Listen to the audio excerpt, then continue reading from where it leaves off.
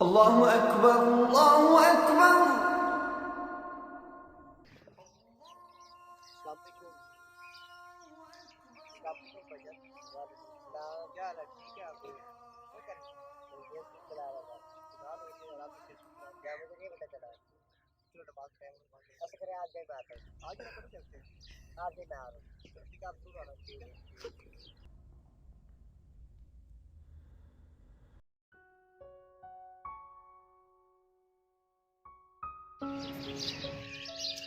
हाँ हमजा, क्या हाल है? हाँ हसान, कैसा है? ठीक। और सुना। क्या कर रहा था? यार फेसबुक चला रहा हूँ यार। तू क्या कर रहा है आजकल? पेपर हो रहे हैं, पेपर की तैयारी। चलो अल्लाह कामयाब करे तुझे। ठीक है यार, वो देख मुनीब आ रहा है।